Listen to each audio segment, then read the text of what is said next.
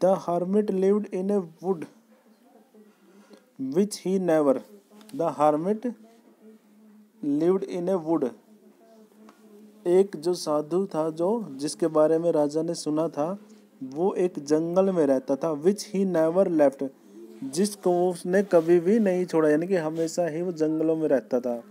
He saw no one but simple people and so the king put on ordinary cloth, और उसने किसी भी व्यक्ति से नहीं मिला, वो आज तक भी मिला तो किसको मिला, सिंपल व्यक्ति यानी कि साधारण मनुष्य से ही मिला था वो, तो इसीलिए राजा भी साधारण से कपड़े पहन लेता है।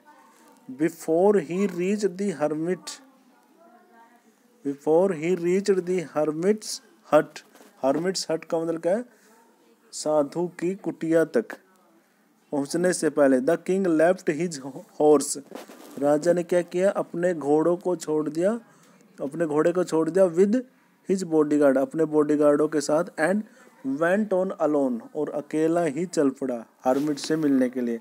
हर्मिट कौन है, साधु। As the king came near the hermit's hut, ज्यों ही जब जैसे ही राजा हर्मिट की झोपड़ी के यानी कि कुटिया के पास पहुंचा, ही saw the hermit digging the ground in front of his hut, तो उसने क्या देखा कि जो हर्मिट था यानी कि जो साधु था, वो अपनी कुटिया के सामने क्या कर रहा है, डिगिंग कर रहा है, यानी कि खुदाई कर रहा है, किसकी, एक गड्ढा खोद रहा है उसके सामने, अपनी कुटिया के सामने। ही ग्रीटेड द किंग, तो राजा के पास गया तो उसने उसको ग्रीटेड यानी कि उसका ग्रीटेड का मतलब क्या होता है, अभिवादन करना, जैसे हम राम राम करते हैं ना ऐसे। एंड कंटिन्यूइंग डिगिंग, और वो लगातार ही क्या करता रहा, डिगिंग यानी कि लगातार वो खुदाई करता रहा। The hermit was old and weak, और जो साधु था, जो साधु था वो कैसा था, ओल्ड एंड वीक, वो बूढ़ा और क्या था, कमज़ोर था। एज ही वर्कड, जैसे वो काम कर रहा था, ही ब्रीथड हैविली, वो बड़ी तेज तेज सांस ले रहा था क्योंकि वो थक रहा था ना, उसमें बूढ़ा था वो।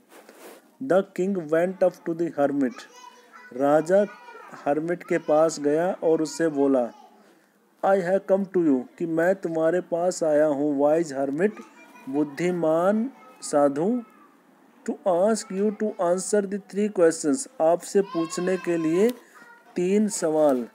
How can I learn to do the right thing at the right time, तो उससे कहता है कि आप मेरे को ये बताओ कि मैं कैसे सही काम को सही समय पे कर सकूं। Who are the people I need most, और कौन से वो लोग हैं जिनकी मुझे बहुत ज़्यादा ज़रूरत है।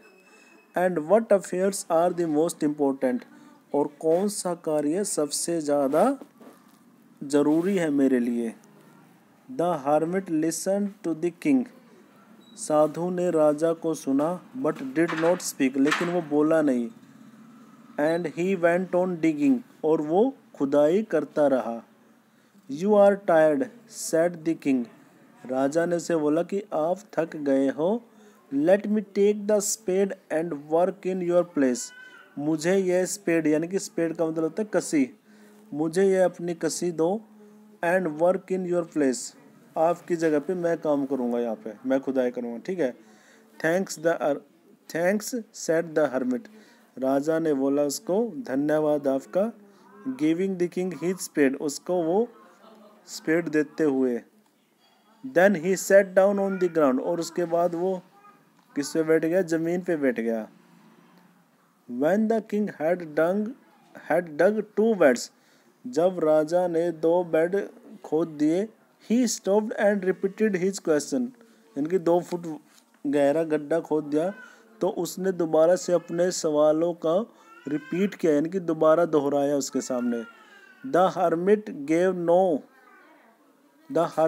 no answer, साधु ने कोई जवाब नहीं दिया। बट स्टूड अप, लेकिन वो खड़ा हो गया।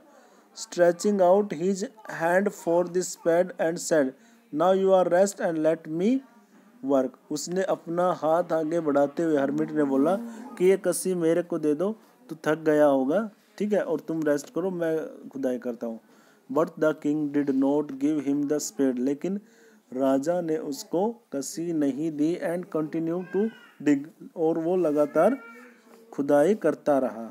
1 hour passed, 1 घंटा बीत गया। देन दे अनदर, फिर दूसरा घंटा चला गया। The sun went down behind the trees, जो सूर्य था वो पेड़ों के नीचे, पेड़ों के पीछे छिप गया। And at the last king stuck the spade into the ground and said, तो अंत में राजा ने क्या किया, जो वो कसी थी उसको रखा ग्राउंड पे, जमीन पे, और बोला I came to you wise man, कि मैं तुम्हारे पास आया था बुद्धिमान व्यक्ति, for an answer to my questions, मैं अपने सवालों के जवाब लेने के लिए।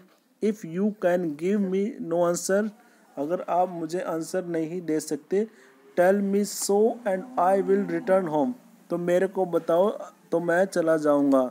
हेयर कम्स समवन रनिंग, तभी वहाँ पे कोई दौड़ता हुआ आता है। सेड द हर्मिट, हर्मिट को कहता है। ठीक है, आज इतना ही करेंगे, बाकी हम कल करेंगे नेक्स्ट।